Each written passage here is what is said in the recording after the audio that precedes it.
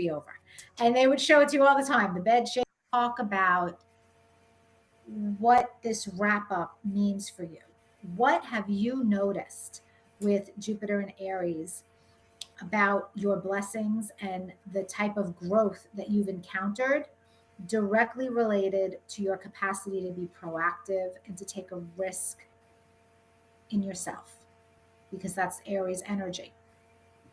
Me personally, it's on my ascendant now. It went over my Aries ascendant, and it really, I just do feel positive and optimistic. I got my manifest t-shirt on right now, got my favorite flowers. Tulips are my favorite flower, white tulips in particular, but any tulips really. And so the kids got me some early, it's like in between my birthday and Mother's Day, so they just got me some tulips so that they would be fully bloomed for Mother's Day.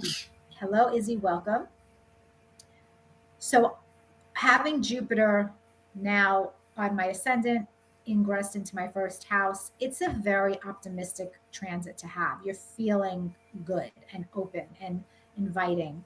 And so it allows you to say yes. Jupiter on the ascendant, Jupiter when it's conjunct your sun, Jupiter when it is conjunct your Venus, making a nice aspect to a personal planet, it is saying yes. It's allowing you to say yes to something, and it's allowing you to be open and to be just happy about the possibilities and not so worried about the what ifs or if things go wrong kind of an energy.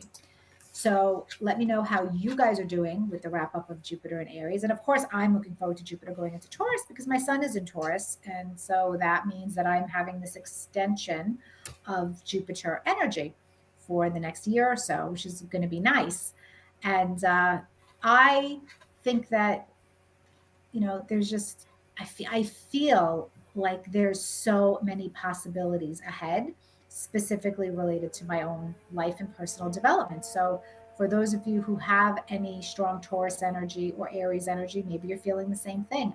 But you guys all have different charts and you've got different things going on. So unless I'm looking at your chart, I really don't know. You might be going through a difficult Neptune transit, let's say, or Pluto transit. I don't know. I'm not looking at your birth chart. But Izzy, you're dreaming a lot. Vivid dreaming a lot. Queen Charlotte. So if any of you have ever watched the Bridgerton, I want to bring up something.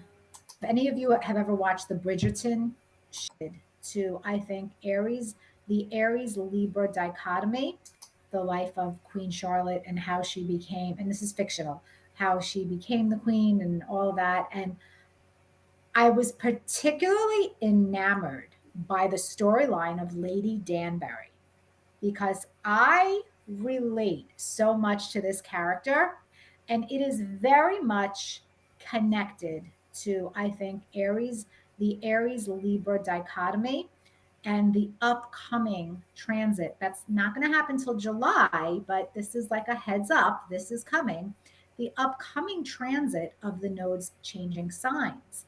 So in July, the North Node is going to enter Aries and the South Node will enter Libra. And I'm going to do a whole webinar on that, a whole extensive webinar, talk about what this means for you by sign. Isn't it amazing that you have to pay for a and webinar? Where it is in your chart and just also in general.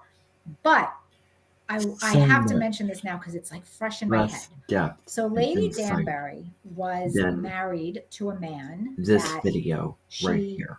It was an arranged forced marriage, and it's free. She never experienced and it's an hour truly 49 falling minutes. in love with this man. It was more of a duty, more of an obligation. And so they would show really, on this in this series, it ties it in. They would be having sex, and she would just be like, oh, waiting for it to be over. Like, couldn't wait for it to be over. And they would show it to you all the time, the bed shaking and how just like miserable. And then after, she would always go take a bath. And several videos in a series her helpers of were in videos the house about the They transit. would give her a bath, and she would confide and talk about how she was so glad it was over. Talk and she about that he wants to have sex so much. And she really never information. enjoyed her. But you do not have to pay a cent. Her sexuality, her independence. She was always beholden to this man and his wants and his needs and his desires. And she disappeared in the equation. She didn't matter. Well, this is going to be a spoiler alert in case you're going to watch the show. So I'm warning you now, spoiler alert. So in the series, from Owning Authenticity, Lady Danbury has